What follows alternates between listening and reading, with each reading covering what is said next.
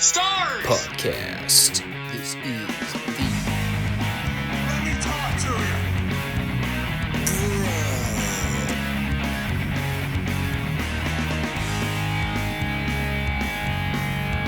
This is such good shit.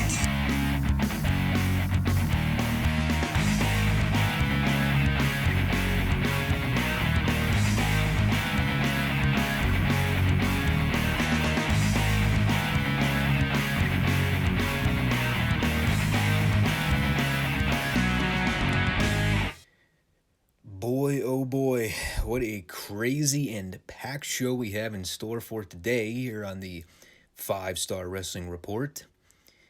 And whether you are a returning viewer or a new viewer, you are in for one hell of a show today.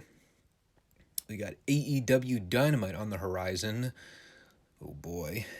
And we also have the continuation of our retro review series as we look at NWA World Championship Wrestling from 1985, and a very special look at the famous Ric Flair Kerry Von Erich cage match that would have been from the Christmas Star Wars event from December 25th, 1982. And that will be covered on today's FSWR program. We are here each Monday and Friday to bring you wrestling recaps on AEW Dynamite, Rampage, NWA Power, as well as looks at weekend pay-per-view events, article analyses, and the continuation of our ongoing retro review series as we do a week-by-week breakdown of NWA WCW and World Class. And going into the year 2022, we will be documenting the 86 era of World Championship Wrestling and the 83 era of World Class. If you are keeping track and you want to follow along in the archives. As always, make sure to subscribe, comment, and rate the show for me. The show is also available on Rumble. If you check the link in the description, it'll take you right over to the site. As per usual, with the format of the Friday show, we will begin by reporting this AEW Dynamite show from December 22nd. This was a very odd show in the sense that I still really don't know how I feel about the show as a whole.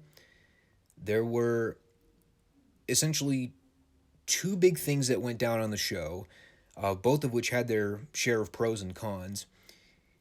And I'll provide more in-depth coverage of those segments once we get there. I'm talking about the Kyle O'Reilly debut, as well as the main event six-man. I have a thing or two to say about that main event. But I think the best way I can describe both of these scenarios is I really wanted to like the payoff, and I'm not going to say that they both fell flat. But in the end, I have a lot of mixed bag feelings about how they went about presenting it on television. So, as we begin this grand holiday bash tour, our opening match is a match that would have worked perfectly back in the Greensboro Coliseum in the 80s. And because I know someone watching is going to take that facetious comment seriously, this would be the part where I have to point out the obvious. That was a joke. God. Can you imagine what Bill Watts would have said back in the day if he took one look at Orange Cassidy? I don't even know. Anyway, it is Adam Cole versus Orange Cassidy, because our Lord and Savior in the greatest booker alive, Tony Khan, decided somewhere down the line, I've got the great idea to make Adam Cole a must-see attraction in AEW. Let's put him in a feud with the Best Friends and have him do horrible, cringy comedy and present him like an undercard joke. That is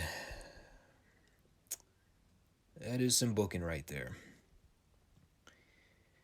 And I honestly don't even know how to describe my opinion on Orange Cassidy at this point that I have not already been over 100,000 times at this point. The Beta Bucks have legit turn the channel go away heat with me. Orange Cassidy, I just don't care anymore. I mean, there are so many problems with this idiot aside from the obvious comedy antics, but even if Cassidy didn't do the pockets shtick and like he was just a generic wrestler with a blank slate personality, more so than he is now, he's still an awful wrestler. His selling is abysmal, his physique is garbage, his timing is horrid. Everything he does in the ring has no logic or fluidity to it. And like I said, this is completely discounting all the stupid comedy behavior. And I know I've touched on this before, but I think it bears repeating just so it doesn't come across like I've always hated Orange Cassidy. Because if you actually go back and watch some of the really early episodes of the FSWR show, like I'm talking back in 2019 when we first started the show, I actually went out of my way to defend Orange Cassidy right before he signed with AEW. I remember talking about how, like, if the guy was used sporadically as a mascot and they didn't blow their wad with the guy by putting him on television every single week, I probably would have been willing to at least tolerate the guy in the short term. Of course, you fast forward a year later, they're putting him in fucking orange juice pool matches with Chris Jericho. They completely expose him on television in multiple matches where he does the same shtick every time. Looks more and more ludicrous with each passing match. Like, that was about the point where I tapped out and said, enough is enough with this clown. I'm done with him. I don't ever want to see him on my TV again. So just so you don't get the impression that I've always had this preconceived Jim Cornette level of hatred for the guy, it's not entirely true. It is a gimmick that makes sense for independent hardcore wrestling fans that like the bullshit PWG comedy, but this shit doesn't work on mainstream television at this point, and Orange Cassidy, dude's overstayed his welcome at this point. But of course, we all know nothing's going to change because Tony has a weird fetish for the guy, so he's just going to keep pounding him down my throat every single week. Now, I do want to be fair because I don't want this entire recap to come across as another AEW sucks montage. I knew I was going to hate this Cole Cassidy match going in. And actually, in a rare move from AEW that made rational sense, they put the match on first and got it done the fuck over with. So thank God for that. That meant I could look forward to the rest of the program. And the match sucked. I'm not even going to go into detail about anything that happened here. You see one Orange Cassidy match, you've pretty much seen them all. What I want to talk about is the post-match stuff when the Kylo O'Reilly debut, because like I mentioned at the top, I really wanted to like the O'Reilly debut. And in some ways, the debut itself worked as like a first initial pop of seeing him on camera and show up to realign with the Undisputed Era buddies. But when you really do a deep dive into how they booked the segment and how everything paid off in execution after the several weeks of anticipation for it, I still kind of partially think it came off like a popcorn fart. What happens is Bobby Fish runs down and takes the ref on the apron, which is one of the dumbest fucking run-in spots I've ever seen in my 25 odd years of watching this sport, but I digress. But Fish has Bryce's attention on the apron, and while Orange Cassidy is standing in the middle of the ring like a dipshit, Kyle O'Reilly takes a full minute to run through the crowd. He sneaks in under the ropes and lays out Cassidy, which again, somehow the ref was completely incapable of hearing Cassidy get dropped behind him. That and the fact that you had thousands of people screaming at the top of their lungs, I guess ref never figured, that doesn't seem out of the ordinary. So after Cole wins, all three guys are in the ring, and I guess they try to sell the idea originally that O'Reilly and Cole aren't on the same page, or maybe Cole wasn't expecting O'Reilly. I still don't know about that whole deal. That was really confusing. But the nutshell breakdown is that the Beta Bucks come down. You got the Undisputed Era kind of awkwardly facing the hard cam for like 2 minutes. They've all got their backs turned to the Bucks. And that is the point where Cole turns over his shoulder and the Bucks just kind of stand there like dorks while the Undisputed Era leave together. This just didn't work. I'm sorry. The O'Reilly debut itself was cool, and I'm still totally not against bringing him in to realign with Fish and Cole. I mean, this is probably the best case scenario for a guy like Adam Cole now, given how badly they fucked this guy up since he showed up.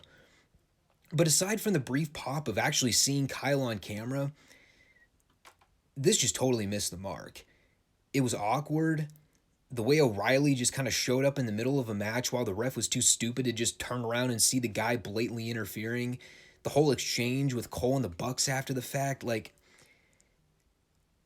okay, I get the idea of them maybe wanting to spend a couple weeks building on it and not just go full-fledged Cole turns on the Bucks and lays them out, which I guess was kind of predictable, but I mean, goddamn, I almost kind of preferred they just went that direction instead if this was going to be the way they presented O'Reilly's debut. And all of this to set up what, you might ask? Another fucking six-man tag with the best friends next week. That is going to be Kyle O'Reilly's official TV debut match in AEW. So not only did they botch the O'Reilly debut, but they are also dragging out the Best Friends program and tying O'Reilly in with Orange Cassidy and his bullshit. This company baffles me to no end. Jesus Christ. You can't just have O'Reilly do a fucking basic singles match on TV. I don't even care who you pair him up with. Put him in the ring with Jay Lethal. Put him in there with Pac. Put him in there with Dustin. Put him in with...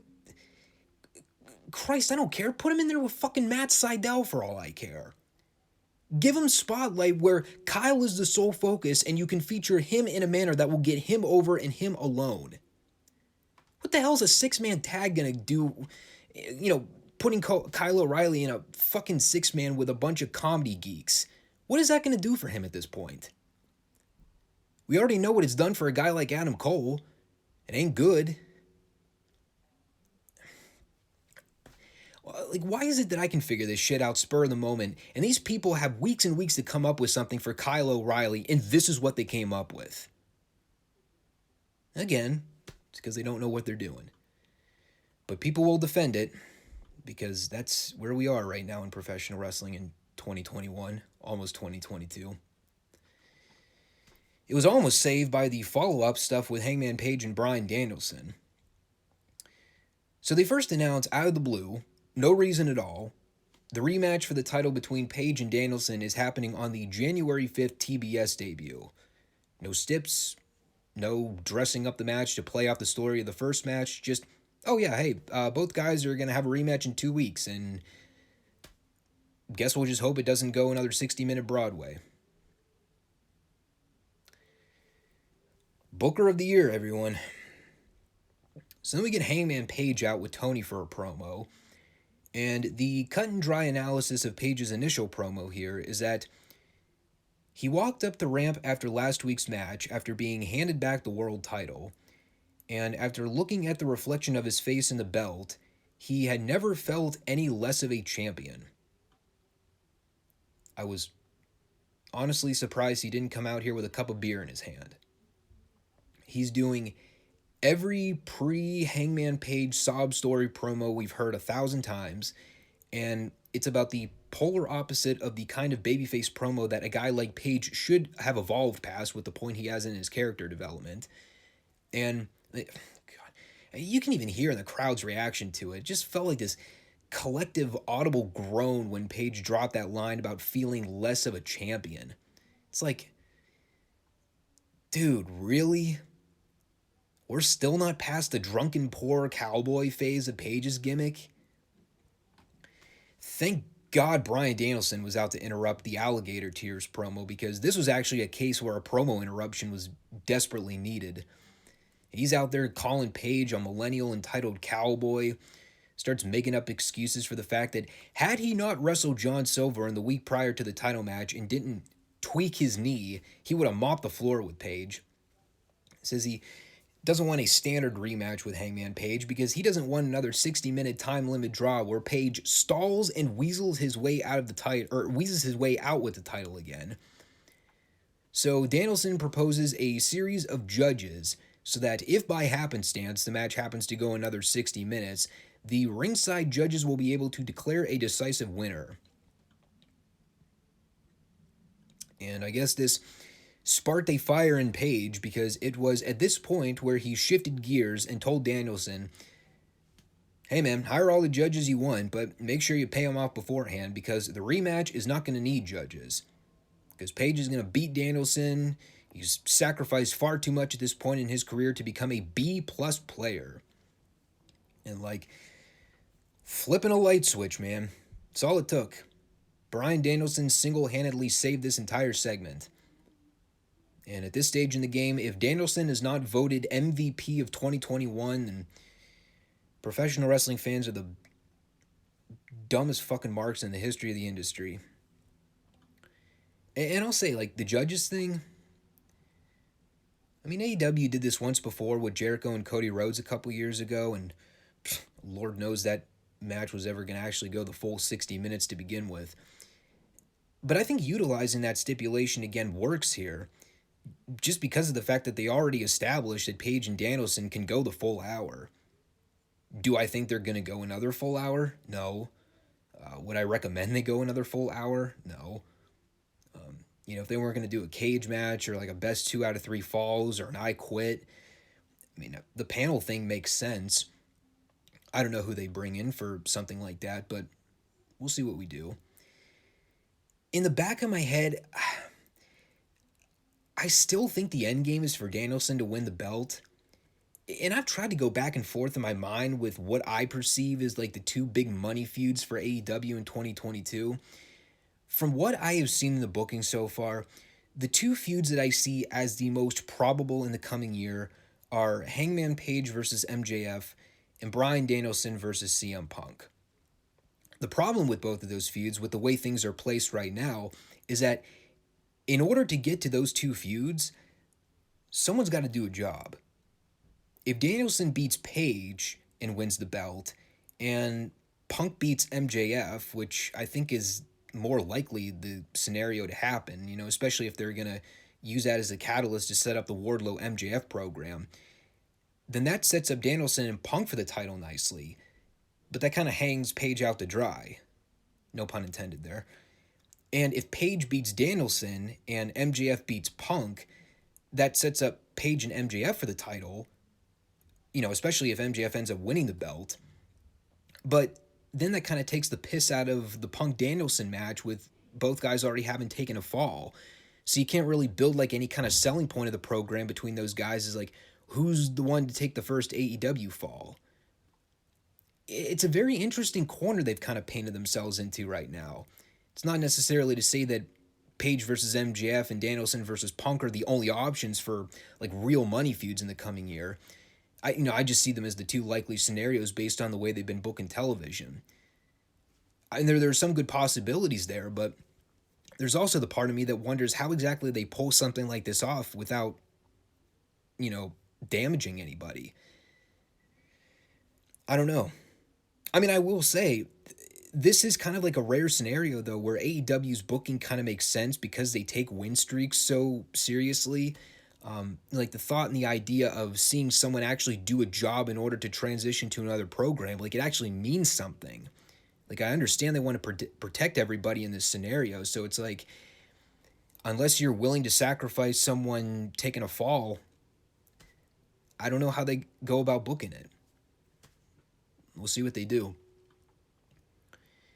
Speaking of MJF, we had a good little Pinnacle promo backstage to set up the 6-man in the main event.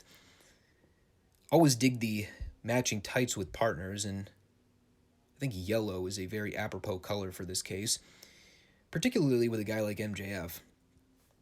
And there's some really good dialogue in here, too. MJF telling Punk that he sees that little happy mask facade, and it's kind of slowly slipping down the face like Sting's Krusty the Clown makeup. A lot of good stuff in there. And I like the interaction with MJF and Wardlow here, too. I thought it was great. You can really start to see him coming out of his shell a little more and becoming more than just a peripheral bodyguard character. And it transitioned real nicely into the follow-up. We had a Wardlow powerbomb fest here. Completely dismantled this Sean Dean fella. And I'll say it again, man. I dig the slow, methodical Wardlow face turn. It's very Batista pre-Evolution 2005 breakup. They're not rushing it. They're patiently waiting for Wardlow to gain more babyface traction before they strike. And I'll tell you something, man. You want a good reference point? Go back and watch those Raw shows in the lead up to Batista turning on Hunter and Flair to set up that world title match at Mania. Go back and watch how over Batista was around that early 05 period before the eventual split.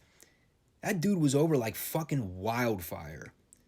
The people had patiently waited for months for Batista to finally break from Hunter's grasp, and when he finally did, and he powerbombed Hunter through the table and signed that contract for the title match at Mania, Batista was never more white-hot in his entire career than he was at that particular point. And granted, I think stretching out a Wardlow face turn for another year is kind of pushing it if they were trying to do something that monumental, like having Wardlow eventually beat MJF for the belt. I'm not saying it couldn't work, but damn, another 12 months of Wardlow towing the line with the fans getting more and more behind him already. It's risky business, shall we say. There was some more Dan Lambert shit in the skybox that I totally ignored and didn't write anything down on. I said my piece on Lambert from the Monday show. I have no desire to see him on my screen again. They paid it off. He got pinned and humiliated on pay-per-view. And, unlike Jim Cornette, Lambert's not that kind of guy that I would crave to see come back and get his ass kicked on numerous occasions. It's one and done. They blew it off.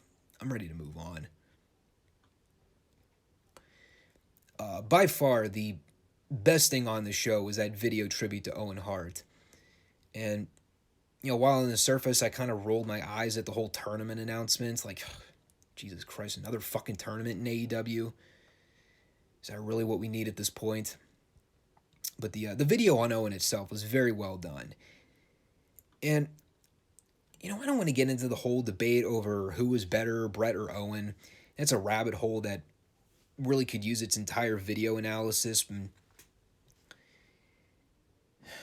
I will concede that, growing up and watching Brett's career develop from the early Hart Foundation stuff in the mid-'80s, the Intercontinental title run in the early 90s, that phenomenal main event IC title match with him and the Bulldog at Wembley Stadium that I still remember to this day, all the way up to the first world title defense I ever saw him have against Shawn at the 92 Survivor Series at the Richfield Coliseum. I think I always had a natural tendency to gravitate toward Brett. I think for the wrestling that I've always preferred, Brett was more technically enjoyable to watch. And granted, that also has a lot to do with the fact that Brett was always seen as the bigger star, especially in Vince's eyes. Like, you could tell he always saw a superstar in Brett. I just never got the sense he saw that same top shelf star and drawing power in Owen. And I mean, you saw that with the way Brett was featured in comparison to Owen on WWF programming, but God, Owen was so great. And I don't think I ever really appreciated just how phenomenal he was until I started going back and watching old tapes of his shortly after his tragic death in '99. Just another one of those cases where you never really fully appreciate something or someone until they're actually gone, and you kind of regret not recognizing just how meaningful and how much they meant to the business when they were in their prime. The whole relationship between the Hart family and Vince and the WWE at this point, it's a shame. They were never able to work out a working relationship with the Owen Hart Foundation. I think that familial animosity is just something that'll never go away. At this point, you sort of look at it as a case where it's neither party's hill to die on.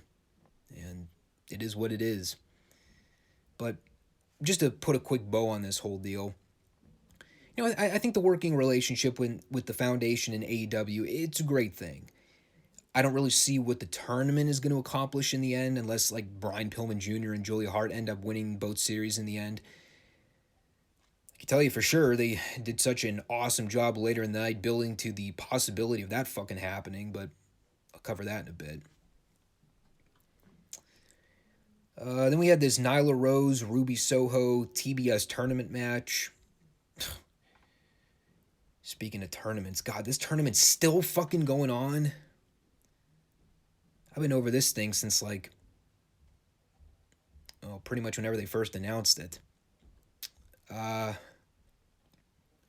No, I'm not going to get into that now. I don't want to get in trouble with YouTube. Not that my channel even has enough traffic to generate a response from anyone, but for the sake of time, I'm not going to touch on the whole Nyla Rose thing. The match was fine, I guess. I just didn't give a shit about it. I never cared about the tournament from the onset. Again, the whole thing seems to be building to Jade Cargill winning the title, which is a horrible idea in my opinion.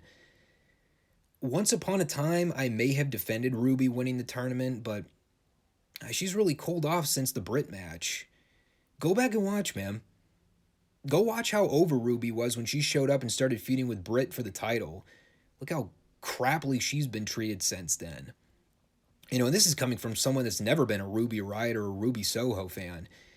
Never dug her vibe in NXT, never dug her on the main roster in WWE, and I don't really dig her in AEW all that much. But, I mean, if there was a person to have Britt drop the strap to while she was still relatively hot, Ruby would have been it.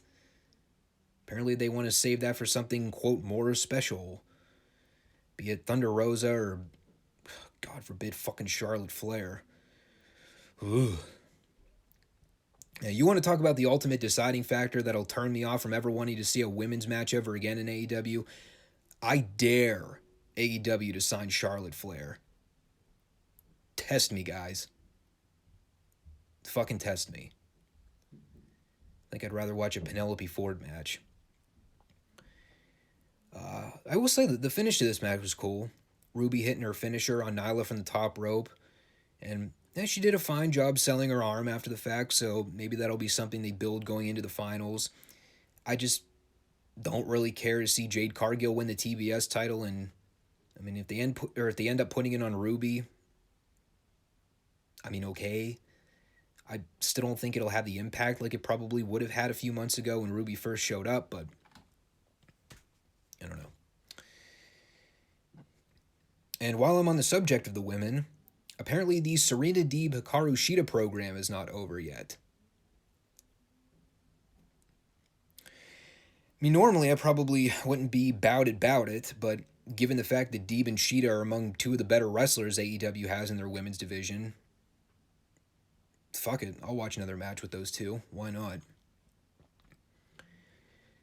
Up next, we had Malachi Black taking on Griff Garrison, fighting on behalf of the blinded Julia Hart, who we still have not received any kind of medical update on after, 2 weeks now? And again, going back to the Owen Hart Foundation thing earlier, a way that AEW has a silver platter handed and presented in front of their faces. You've got an upcoming tournament for the Hart Foundation. You've got Brian Pillman Jr. on the roster, whose father was a member of the Hart Foundation at one point. And you got Julia Hart, who apparently has some familial bloodline of the Hart family, although no one seems to really be able to pinpoint exactly where she falls in the whole family tree. But I'm sure there is some kind of family resemblance there. So how does AEW go about presenting them on television to, I don't know, perhaps build them up as potential tournament winners for both the men's and women's side of the Owen Hart Foundation tournament? Well, they send the Varsity Blondes out there to get mutilated and fucking destroyed by Malachi Black and laid out like two geeks by the end of the segment. Griff wrestles Black for maybe 3 minutes. Black completely and utterly destroys him, taps him out instantly with a single leg Boston Crab, lays out Pillman Jr. with a black mass, and leaves. Genius. And in the closing lines to the segment, Tony Schiavone states, and I quote, "I don't think there is anyone that can stop Malachi Black. Is there anyone that can stop Malachi?" To which I immediately wrote down, "Yes, Tony, there in fact is someone that can stop Malachi Black, and he already has. His name is Cody Rhodes, and we saw it like 4 or 5 weeks ago on television. The mystique is gone. Apparently, we've already forgotten about this.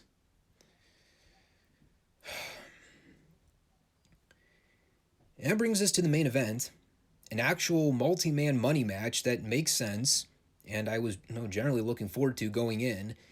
It is MJF and FTR versus Darby Allin, Sting, and CM Punk. And in a visual that I never thought in 1,000 years I would ever see, CM Punk sporting the Stinger face paint. That was a visual for the ages. So, I have many a thought about everything that transpired in this 30-minute highlight reel. The entire story, for the most part, was all built around MJF dodging and avoiding Punk at any cost possible, which was very well played throughout the whole thing, including the spot where Punk was in hot pursuit of MJF through the crowd, and they basically lapped all the way around from one corner of the seats to the other.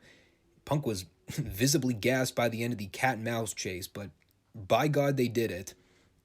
And it was also made better by the spot that occurred immediately afterwards, with Sting and Punk standing across from all 3 Pinnacle members on the outside trying to do the collective huddle deal.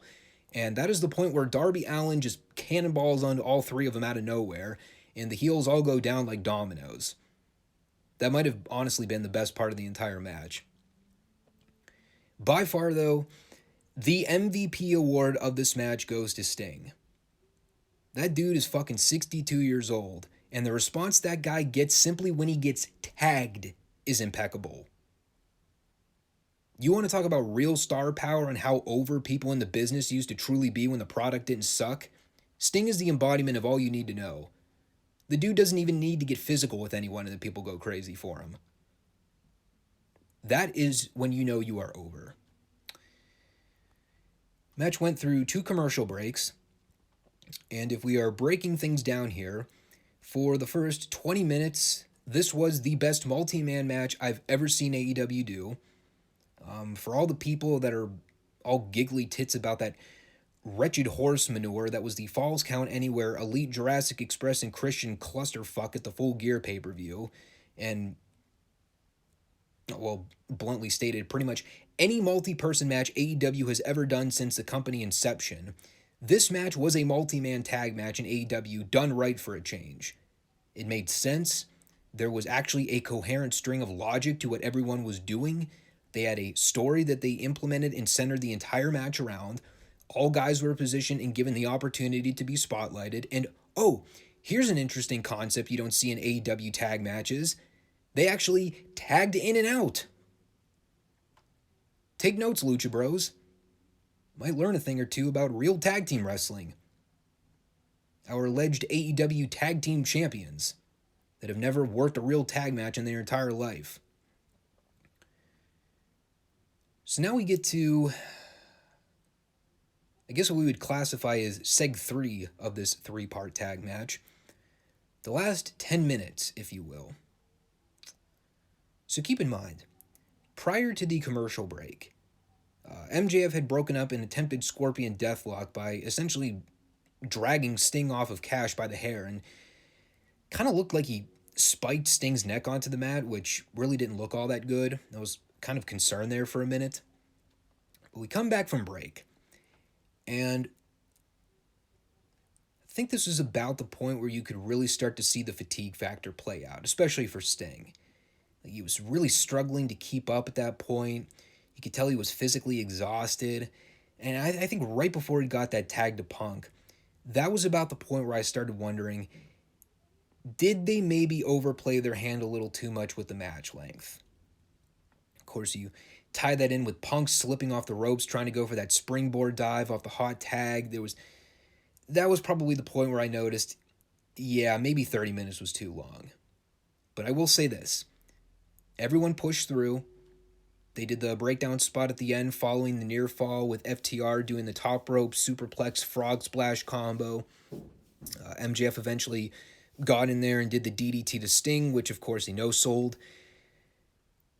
And then Sting flailed MJF over the top rope onto FTR, and MJF spiked his head on the concrete and almost died.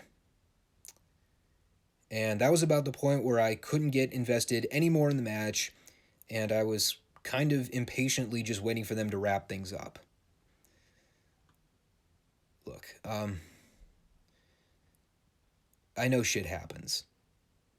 I know spots don't always go according to plan, and at the end of the day, there's really nothing you can do.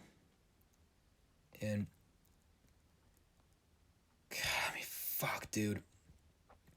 I really don't even want to bring it up, but this shit's just something straight out of WCW. Like, it's not even funny with the comparisons. They do this tremendous tribute video package to Owen Hart. And on the same show, the same fucking show that they air this video, I watch MJF nearly cripple himself and die on live television. Can't make this shit up. You really can't. I was dumbfounded. There's no way this wasn't divine intervention. God watched AEW Dynamite and said, "Hey, dumb fucks, stop having your guys take dangerous, unnecessary flip bumps and dives that put their bodies at grave risk of superfluous death."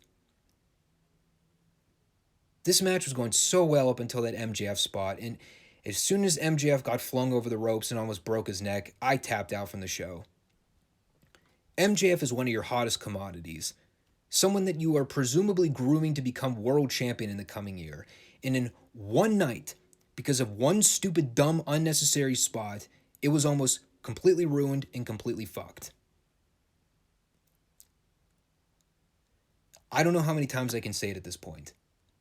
These flips and dives and guys getting recklessly dropped on their heads and necks needs to stop, and it needs to stop now.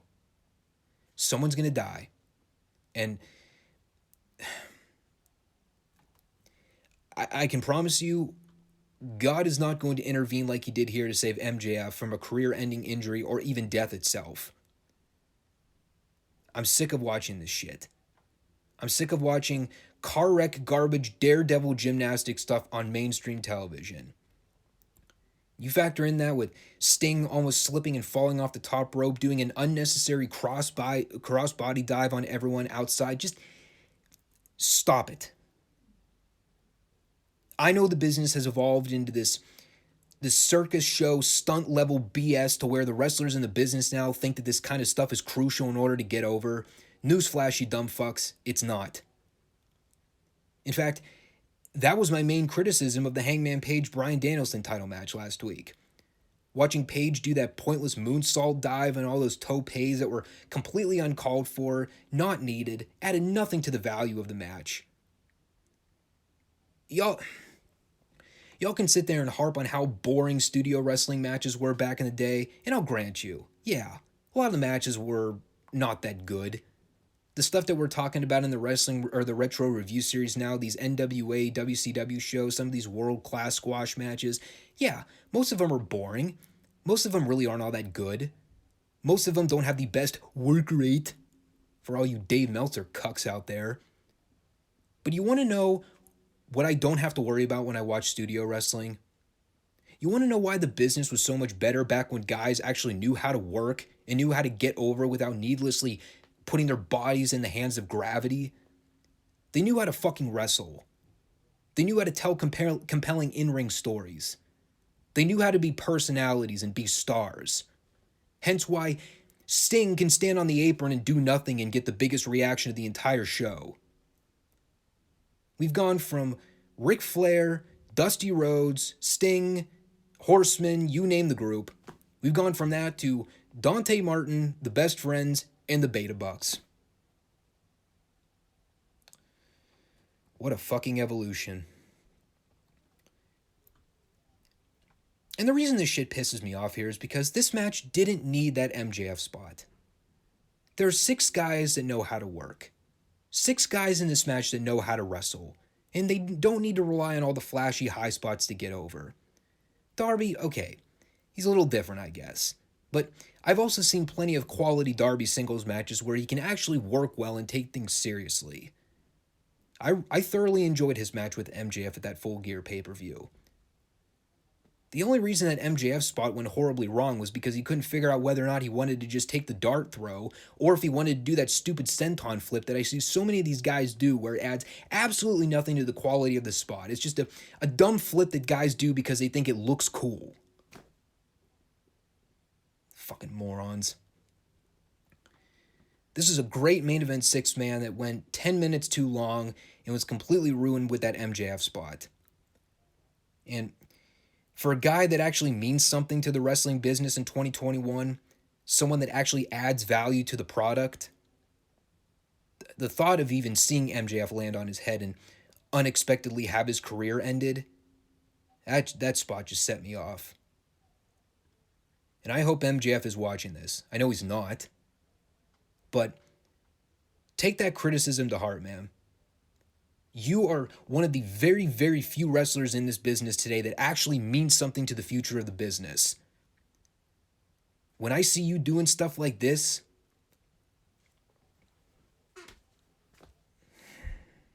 it really calls into question your level of credibility. I mean, I've been pissed about a lot of things AEW's done before, but normally I manage to get over it the next day because I get over things easily. I know it doesn't matter. I'm still fuming about that MJF spot. And I don't know how long it'll take for me to forget it, but if I ever do. But God, that was such a disaster. So there you have it. The Holiday Bash edition of AEW Dynamite. And what a bash it was. I got to watch MJF bash his fucking brains in on the concrete floor and nearly cripple himself on live TV. And it's like I said at the beginning, there were two major talking points on the show, and both of them were very bittersweet moments for me. The Kylo O'Reilly debut was great for the visual of seeing the Undisputed Era together again, but I still don't think that was executed well. And the main event was 20 minutes of phenomenal tag team action, followed by 10 minutes of sloppiness in a gratuitous spot that almost ended a man's career. So you make of that as you wish. And that brings us to NWA World Championship Wrestling from December 21st of the year 1985. And I think after last week's show, which was completely devoid of all the top-level talent, they decided at the beginning of this week, fuck it, let's get Ric Flair and Dusty Rhodes out there for multiple promos to make up for the sheer waste of 90 minutes that was last week's program. And boy, did they make up for it in spades. Our opening match was Ole Anderson taking on Bob Wayne, one of the few Ole Anderson singles matches I recount ever seeing. I don't know, sometimes I see these jobber names for the first time appear on screen, and like the only thing I can think in the back of my head is Bob Wayne, huh? Yeah, he pretty much looks like someone I'd perceive a Bob Wayne to look like. To say he was very generic looking would definitely be understating it. And I also like the concept here of Ole winning via arm bar. That's literally no joke. The entire match was Ole working over Wayne's arm, and then at the very end, he hit a top rope leg drive into the shoulder, and then submitted him with another arm bar. And to keep things on a bright note early on, they immediately followed this match with the bar bearing and Paul Jones out for a promo.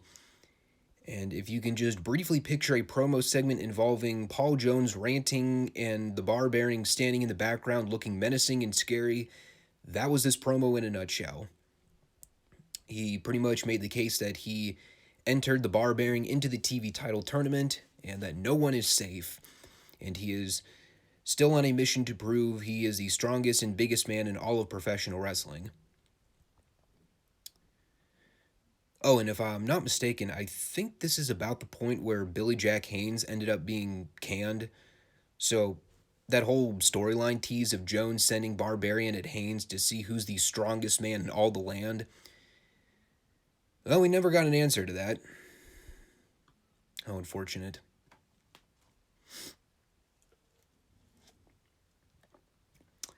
Had a great visual coming back from the break with the Russian versus American match. They had the camera panned on the American flag as we prepared to watch America's #1 hero of 1985 take on Nikita Kolov. And who might that iconic American hero be in this particular case? Tony Zane. No, you can't win them all, that's for sure. Tony Zane looks like the kid in junior high school that got tossed in the dumpster every morning after getting off the bus for school. Just a complete dorky, out of shape, clean shaven goon with back, knee, and body markings for ages. And again, as per the usual circumstances involving jobbers around this time in the NWA, you took one look at a guy like Tony Zane and you figured, yeah, that guy's pretty much fucked. So after Kolov killed him, we get Magnum Ta and Dusty Rhodes at the booth. And this week it's super stern Dusty. No fur coats, no off-the-wall passion, no BS. Just a man in jeans and a leather jacket looking to win back his world television title. And also challenge Flair to meet him anytime and any place for the world heavyweight title. Oh, and Magnum said something too. And I actually did go back and try to capture what he said, but the people were screaming so loud over top of him, I could not pick up anything on the audio. Up next, we had the almighty Barbarian taking on a generic jobber 138. Didn't even bother writing it down. Actually kind of looked like a cross between Dan Savard and Rick Rude. And I mean, I will say, if I were ever booked to work a squash match against a guy like the Barbarian during this time, I probably would be wearing yellow tights too. I do actually somewhat get a kick out of listening to David Crockett geeking out for the Barbarian kicking ass. And Barbarian copping a nice feel in the nether regions of the job guy during the pin too. Not that I was actively seeking this out, but it's kind of hard to miss when the camera is pretty much centered right on the guy grabbing his junk. After the break, we had Tully Blanchard doing a promo, rocking the Waring's Gym sweater for the occasion this evening by explaining that he has it to remind himself that his mission is to keep training and prove beyond a shadow of a doubt that he's better than Magnum Ta. Wearing a sweater to work out at the gym. Sounds unpleasant. I did note something interesting in this promo as well. There's a point toward the end where Baby Doll chimes in and makes mention of the fact that Tully needs to find a way to capture some form of championship gold, and she doesn't care whether it's the TV title, the US title, the world title, but Tully must win gold because Baby Doll is, and I quote, very expensive. To which Tully essentially puts her in her place by saying that her job is to watch his back and take care of him just like Tully cares for her. Ooh, the tension boiling. And I love that subtle expression Baby Doll gave the camera during Tully's little rambling, just thinking, this fucking asshole trying to talk down to me. And well, if you know anything about your Horseman history and the timeline of where things lead into 86, you probably know what happens with the whole Tully Baby Doll alliance, but we will cross that bridge when we get to it. We had Crusher Khrushchev versus Bill Mulkey. Kind of a quickie squash it's not really worth mentioning anything about. Come back from the break, we had J.J. Dillon doing a scathing promo with Tony, and he is gravely offended that Tony has made zero mention of the National Heavyweights title, seeing as how the sole focus seems to be on the vacated television title, to which Tony accurately mentions, dude, what are you talking about? We mentioned the national title at the beginning of the program. And JJ goes, no, you passingly mentioned it like it was scraping gum off the bottom of your shoe. All the while he's going back and forth with Tony over the national heavyweight title. And I'm sitting there asking, so where is said champ? Buddy Landau, exactly. Well, I have mentioned countless times before where Buddy ends up by the end of the year. And apparently this was the show where he's pretty much gone from the company altogether. And actually, if you were paying attention too, I think at the very beginning of this week's program and on last week's show as well, Tony and David had initially announced that the Championship Challenge Series was supposed to be a six-man this week, featuring Buddy Landau, Blackheart, and Thunderfoot taking on Manny Fernandez, Ronnie Garvin, and Ron Bass. Turns out when we actually got to the match, it was a normal tag match, and Bass and Landau were not partaking in it at all. And, yep, that's pretty much the end of Buddy Landau in the NWA. He was quietly swept under the rug, and they made zero mention of him for the remainder of the show following this JJ promo. And of course, this ends up changing the course of direction for JJ going forward. We all know where his alliance ends up going into the new year, which definitely was a monumental turning point for his career in positive reasons. Tully Blanchard wrestled Vernon Deaton. Really not much input with that one. Other than the series of 9 or 10 elbow drops that Tully gave to Vernon, that was actually about 50% of the match right there. Arn Anderson immediately did a follow-up promo where, legitimately, I could not pay attention to anything in this segment aside from the piece of yarn that was dangling from Arn's beard. I meant to take a screen capture of it, but I completely forgot when I was setting up the show this week. If you have the Peacock subscription, you can go see it for yourself. It's pretty amusing, especially when they start zooming the camera in on him. It made it even more blatant. It's like trying to have a conversation with someone who's got a giant booger hanging out of their nostril. You're trying so hard to keep the conversation going, but you're just totally distracted and focused on the booger. You completely discount every word the person says to you. That was basically my attention span in this entire promo. We had Sam Houston versus Kent Glover, which was a thing that happened. Kent Glover was actually the standout of this match, just being a cocky, prickish heel to Houston and Teddy Long. And, well, suffice it to say, when the intended job guy is more entertaining than the guy you're actually trying to put over, there's probably a problem there.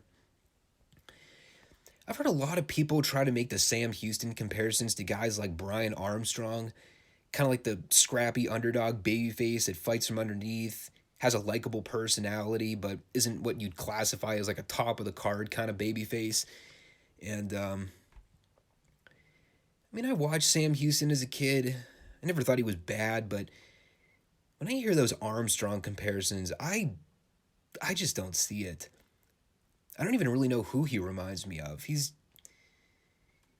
just kind of another one of those relatively decently pushed baby faces during this period that I thought was kind of boring and dull. And again, which is probably why I used to side more with guys like Dusty and Sting, and there weren't too many other baby faces that I ever found myself getting invested in around the mid to late 80s period of wrestling. Following this, we had the first of our 3 Ric Flair promo segments for the night. And my God, was he in full Flair mode for this one. Out there talking about how he's the man that all the girls want to be with. Talking about all the pressure that comes along with having to be the best groomed, dressed, and good-looking guy in the room at all times.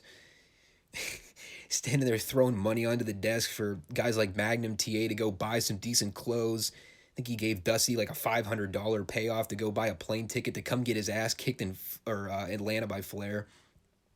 And of course, it's even made better by Tony just standing there completely unable to keep a straight face to the entire thing. Flair's being a total dick and Tony's just smirking away. Again, you wonder why I always resonated with the heels more during this time as opposed to the baby faces, but yeah, this is pretty great. Pretty sure he also referred to himself in this segment as a modern-day sex symbol, which I had no idea was allowed on television even back in 1985, but they didn't censor it, so guess it was fine. Oh, yeah, and don't forget the woo! So, we got the Championship Challenge Series. It is the big match featuring the top talent legends such as Black Bart and Thunderfoot. And they took on Ron Garvin and Manny Fernandez. Again, zero mention of the absences of Ron Bass and Buddy Landel. They pretty much gave Buddy the Benoit treatment on this one, and I mean, given the way he was let go from the company, I guess it's understandable. It's just very odd with the way the taping schedule worked. Like, where they advertise him at the beginning of the show, and like 30 minutes later, we get to the match and he's not even remotely mentioned in passing. Just very strange. And, I mean, regardless of whether or not the match featured Bass or Landel, I can't necessarily stake a claim that it would have added or taken away from the match in any capacity. There was a part early on in the match where Bull had Thunderfoot on the mat, and as he's trying to reach out to tag Bart, Bart's reaching through the ropes to try to get the tag, and Teddy Long admonishes him by going, "You know better than that. You cannot tag through the ropes like that. What's wrong with you, Bart?" To which I responded, "No, actually, I had no idea that was a thing back in the day." Especially after watching modern tag team wrestling now where guys break the rules left and right and just fucking waltz into the ring willy-nilly with the ref just standing there beating himself off the entire time. You learn something new every day, I guess. Bull ended up randomly bleeding at one point. God, I think at this point I've seen Bull bleed more on the show than Ric fucking Flair. Where did I read somewhere? I think Jim Cornette had made a comment on Fernandez always bleeding during his matches at some point. I think he said something to the effect of like you could whiff Bull with a sheet of paper and the guy would bleed like a fucking faucet. It's crazy. If you actually take a look at his skull too, it's just blade job city up there, bruised, sliced. I don't even know how many blade jobs Bull must have done in his lifetime, but I mean, his forehead was legitimately purple by this point, so I'm assuming he has done his more fair share of blade jobs than probably expected. Finish was kind of cool. Ronnie giving Thunderfoot the top rope sunset pin. Probably the most entertaining I've seen Ron Garvin, or the most entertaining thing I've seen Ron Garvin ever do. That said, though, this was all about the follow-up with Flair and Garvin, because Flair comes out to the booth for his second time to chit-chat and congratulate Jim Crockett on a, quote, successful championship challenge series. Sure, we'll go with that one. But through it all, Flair is moderately disappointed that Jim could not find a worthy challenger for Flair to embarrass on the Superstation. And conveniently, Ronnie Garvin, who just so happens to be standing at the booth, outright challenges Flair to put his title on the line against him next week. And, I mean, goddamn, you want a segment that AEW needs to take notes on in order to properly build up matches for future TV programming. They need to do shit like what they did with Flair and Ronnie here. No stupid garbage brawls, no dumb, pointless afterbirth heat angles, no fake-looking pull-aparts, none of that BS. Just Flair and Ronnie getting in each other's faces at the interview desk. Ronnie lays out the challenge. Flair calls Ronnie out for putting his legacy and his career on the line to get embarrassed by the Nature Boy on live national television. Ronnie tells him to show up next week because Ronnie may not be flashy and sharp on the stick, but when it comes to that squared circle, he can wrestle circles around Flair plain and simple. And, Flair even took the shades off for this one, and when the shades come down, you know Flair means fucking business. This was classic, old school, great TV build. I mean, ways that I wish I would see more in modern wrestling programming, and unfortunately we just don't. And nowadays we've kind of crafted this weird idea that like everyone thinks in order to build up to a TV match, you have to have everyone get physical with the guy the week prior, and like otherwise people won't care. And the fact of the matter is that can't be further from the truth. In fact, I'd say it's even better when you abstain from having guys touch prior to a match because it makes the payoff that much better when you finally see them lock up for the first time. See Adam Page and Bryan Danielson, for example. It's the art of subtlety, man. Less is more and more is overkill. Then we had the Rock and Roll Express in action, taking on Randy Mulkey and Larry Clark. Simple squash, not a whole lot to say about it. I think Teddy Long may have provided professional wrestling's fastest flash pin count in the history of the business. Remember, I used to give the TNA refs grief back in the day for counting so goddamn fast. Teddy must have taken an extra caffeine dose before this one because as soon as Ricky Morton rolled up one of the job guys for the sunset pin at the end, I don't even think Morton had his shoulders fully pinned to the mat before Teddy had already counted the 3 and called for the bell. Just thought that was funny and worth mentioning. Alright, literally, I'm going to cover this next segment exactly how I viewed it on Peacock. Are you ready for this? I'm not ribbing here. This is the entire bullet point by bullet point analysis of everything that happened. 60-second Peacock commercial break. Come back from the break. It's Magnum Ta versus George South. Bell rings, Irish whip, drop down, Magnum catches South and power slams him, belly to belly, 1, 2, 3, next Peacock commercial break. I'm not kidding, this all happened in about 15 seconds, if that. Man doesn't get paid by the hour, that's for damn sure. We had our second of 2 low-key, stern, and super serious Dusty Rhodes promos. I'll tell you something, Daddy. Everyone here in the NWA thinks they're so bad. Owen on, they think they're so bad. Tully Blanchard thinks he's so bad. Ric Flair, he thinks he's so bad. And while everyone's looking for an opportunity to take this title and that title, nothing means anything until you beat the dealer, Daddy. And as for you, Oleanon, the only thing that's in your future is pain, blues, and agony. And when it's all said and done, Dusty Rhodes, the American Dream, Daddy, he's gonna come reclaim that world's television title. Yes, ladies and gentlemen, you are not mistaken. Your eyes and ears have not deceived you.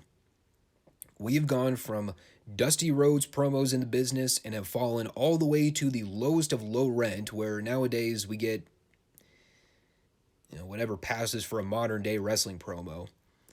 Whether it's the cringy, overly scripted garbage in WWE or the predictable AEW backstage promo where no one even gets to fucking say a word half the time in their promo. It inevitably ends up with someone getting into a brawl or getting interrupted.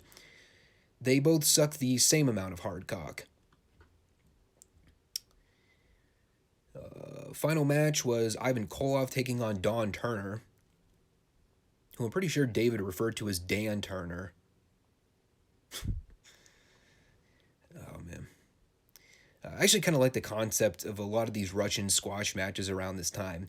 Their matches are literally, I'm going to kick your ass for 3/4 of it. I'll let you get in like 2 or 3 seconds of offense at the end, and then I'm just going to kill you with the Russian sickle and pin you. Good shit. By the way, wasn't Dan Turner Bob Saget's character on Full House?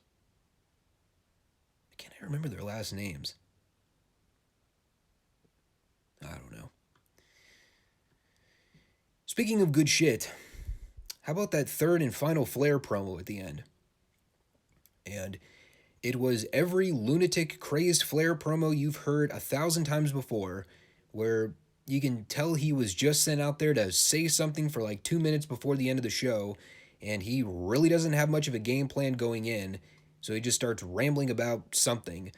But despite the fact that he has no idea what he wants to say, he keeps yelling at the cameraman, "Don't wrap me up! Don't go switching camera angles! I want to stay focused on this one in front of me. Get those cameras off the girls, the real deal's standing right here." God, I love Ric Flair. I love this man. No wonder wrestling psychology was so fucked up for me for a young age. Me sitting there in my adolescent years going, why is everyone cheering for guys like Ronnie Garvin when you got fucking Ric Flair on the show doing this stuff every week? No wonder my brothers always laughed when the heels were on the show.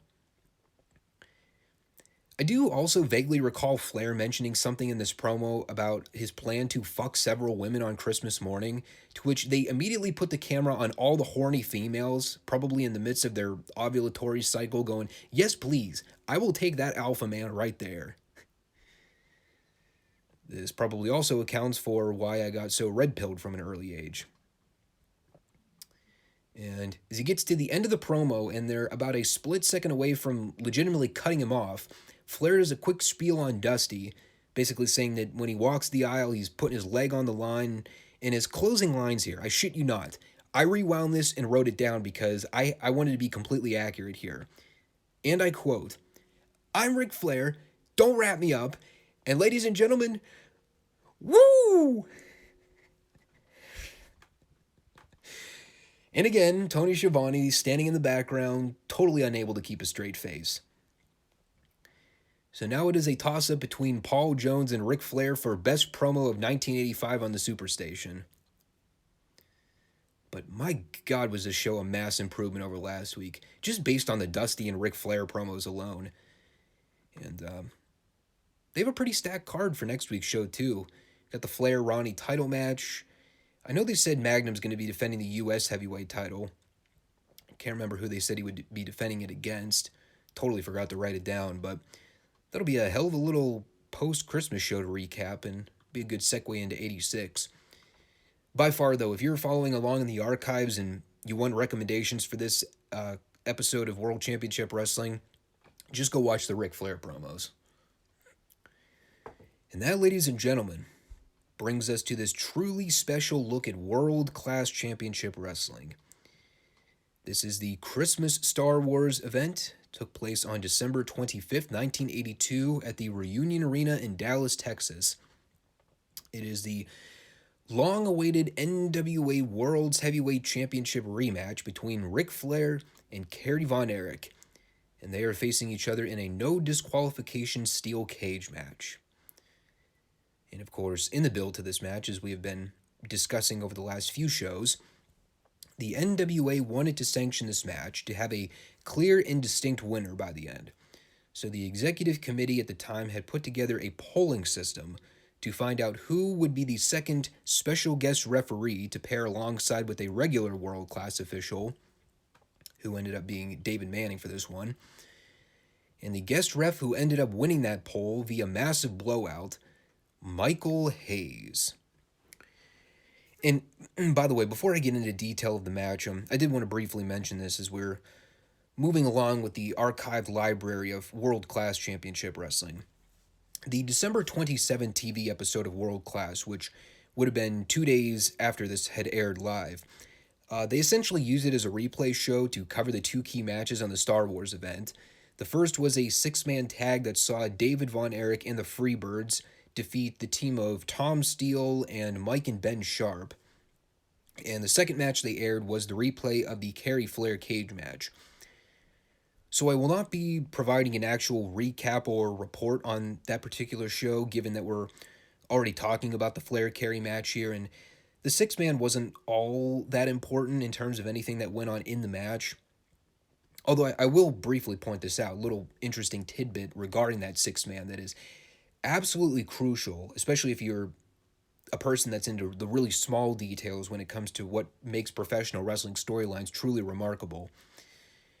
So the selling point going into that show was that Buddy Roberts was initially slated to compete as part of the six-man, but earlier in the day, Terry and Hayes had announced that he was not going to be able to make the show due to, quote, bad weather. So David ended up teaming with them when the match came down, which made for an all-around better long-term story, especially when you factor in how things went down in the main event. And again, it is the art of subtlety that makes something like that so perfect.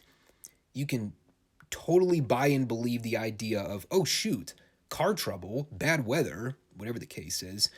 Well, it's winter season, so it's not out of the realm of possibilities that someone would miss a booking or a show due to bad weather.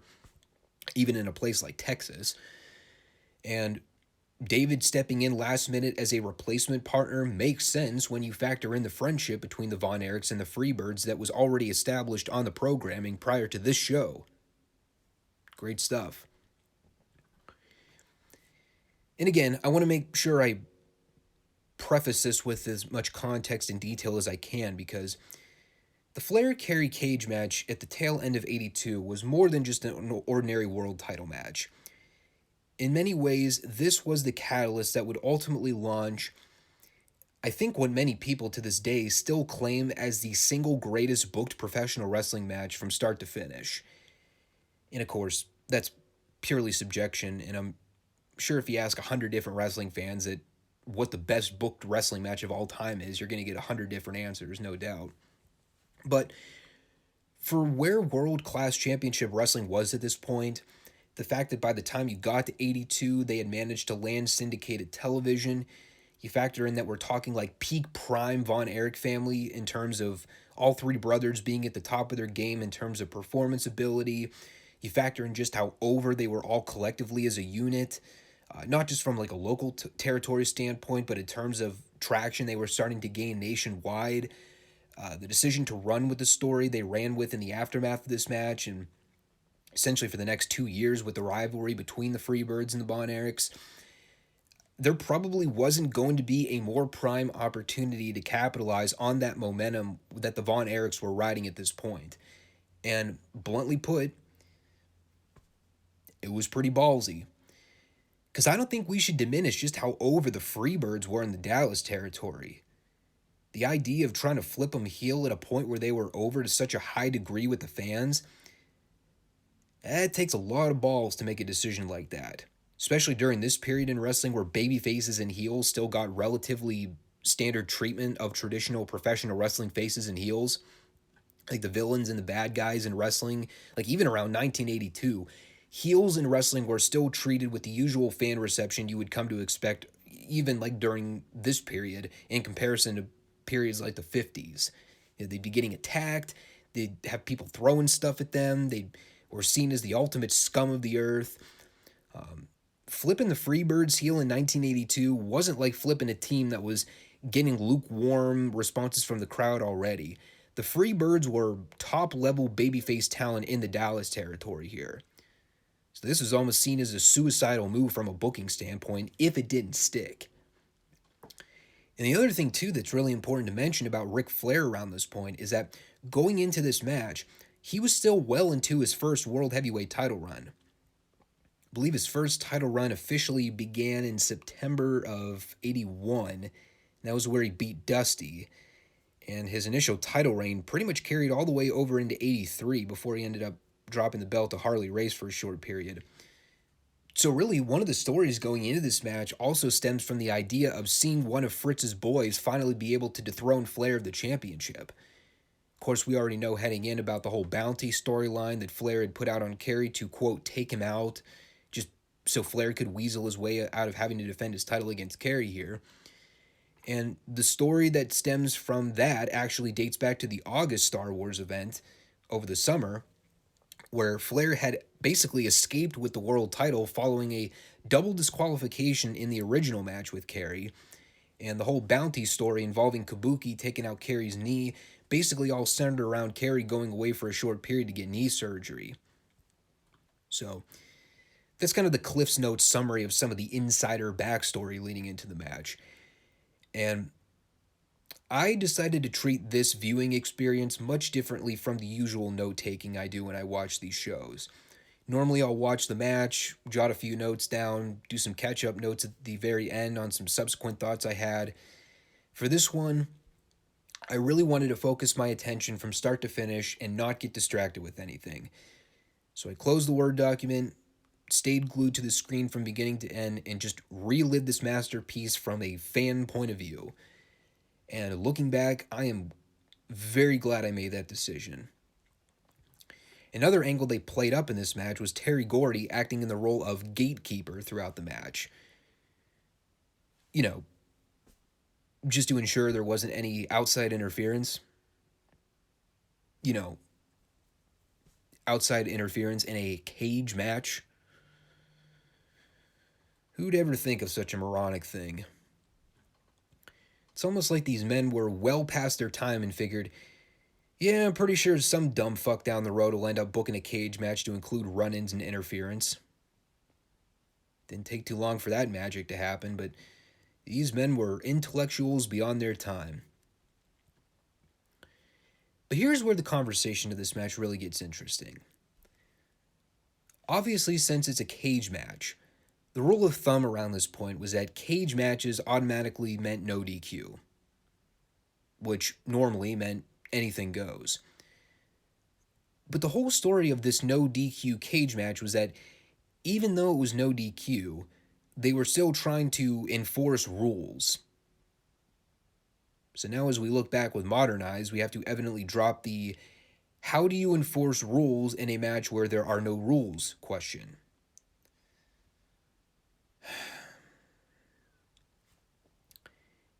It's a real bitter pill to swallow. And while it obviously doesn't excuse the countless thousands of other cage matches throughout the history of wrestling where they tried to enforce rules in matches where there are no rules to begin with, I will do my best to make a case of why it worked here. Obviously going in, the NWA had sanctioned the match to have two officials because they really truly wanted a decisive winner in the end. So by that logic, the notion should be these two are permitted to tear each other limb from limb if need be, but this is not going to be some kind of free-for-all, unsanctioned bloodbath much like their previous bout over the summer. This match needs to be contested under some guise of professionalism, which pretty much accounts for why you saw numerous occasions in the match where Manning and Hayes would be calling guys to break holds in the ropes, or why Hayes started getting physical with everybody and trying to forcefully pry guys off of each other. And again, when you factor into how the story plays out, this was an absolutely crucial element to what made this match work.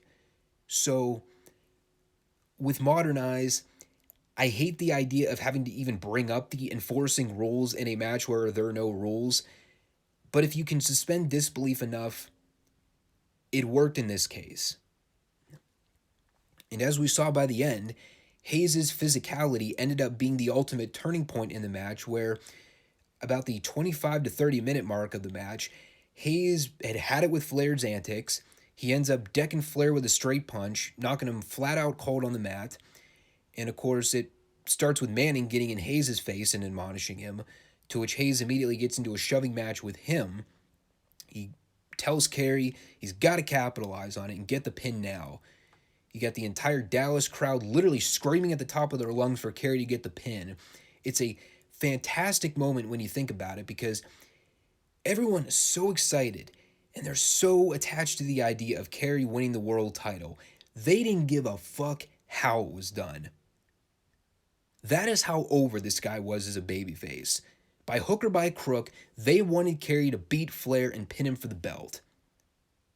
A fucking piano could have fallen out of the sky and crushed Ric Flair in the center of the ring. These people would have lost their ever-loving mind and cheered for Kerry to get the pin anyway.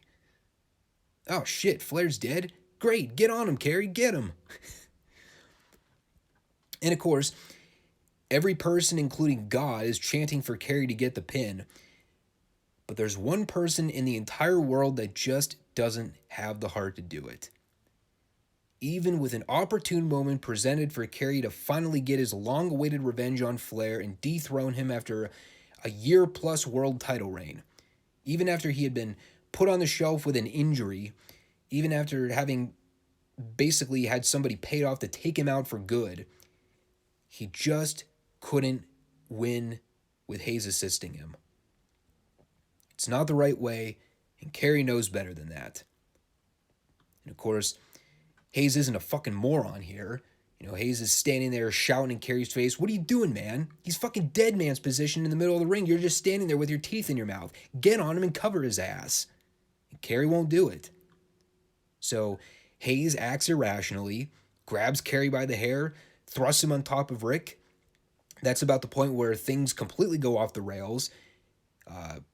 Kerry gets right off of Ric Flair, gets in Hayes' face. Hayes goes, "Fuck this, I'm done, you're on your own." And he goes to leave the cage, and while he and Kerry are arguing by the door, that's when Flair comes in from behind and drives a knee into Kerry's back, which inadvertently bumps Kerry into Hayes, so he goes flying out of the cage onto the concrete. And the genius way that this angle was done is that from Terry Gordy's vantage point on the outside, all he sees, allegedly, is Kerry bumping and knocking Hayes off the apron. So Gordy reacts emotionally and responds by slamming the cage door into Kerry's head.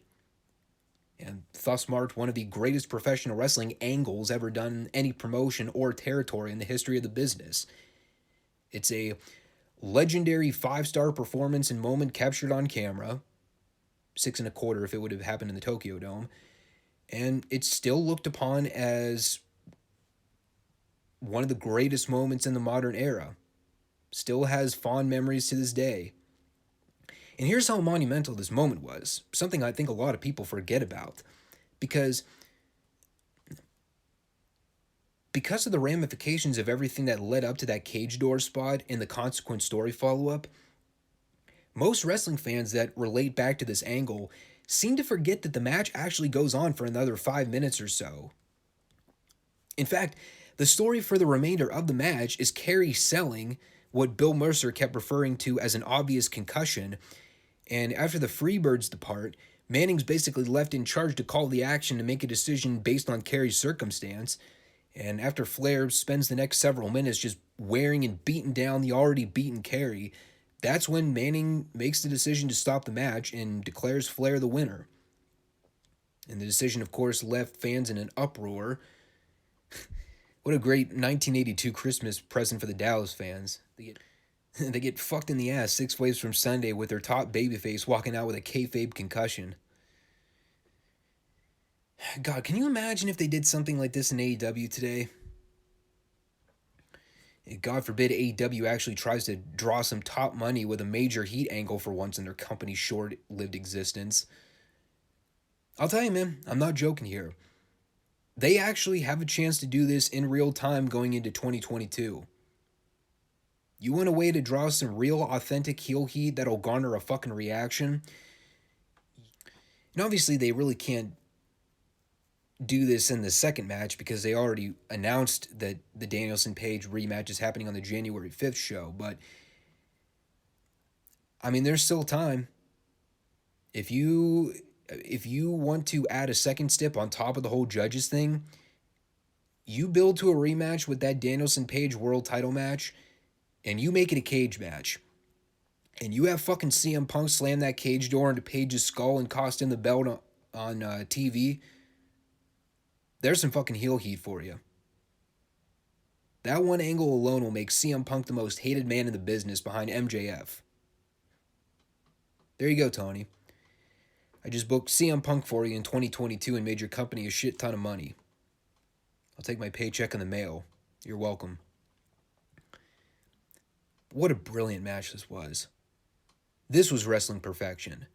A perfect wrestling match with the perfect story, with the perfect set of personalities, with the perfect build, climax, and payoff. And if history didn't ultimately lend itself to the tragedy of the Von Erich family in the subsequent several years, I think people would look back at this moment with such fonder memories. Now, of course, you'll get the historians that always talk about the Von Erichs Freebirds saga and the fact that the story was pretty much done to death and the following couple of years with world class, almost to the detriment and demise of the company.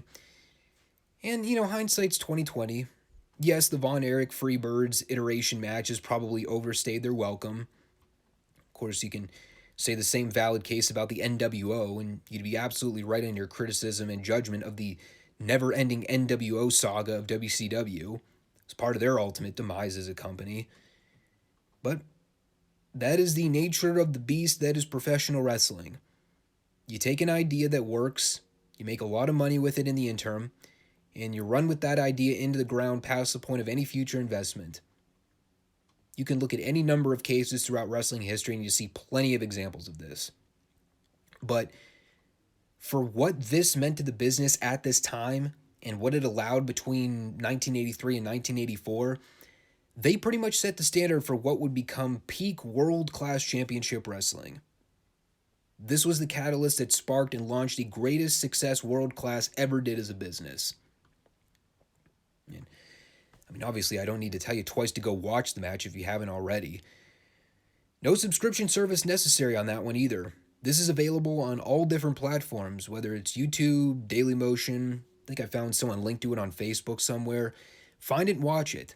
It's the greatest 40 minutes of professional wrestling storytelling you'll probably ever see from start to finish that still carries weight and means something of any value in the scope of wrestling history. Great stuff. And on that note, that'll do it for this week's edition of the 5-Star Wrestling Report. This coming Monday, we will take a look at AEW Rampage and NWA Power. And to close out the show, we will be doing a year-end top 20s match list for wrestling. And I promised following this past Monday's show, I am going to do an AEW roster analysis.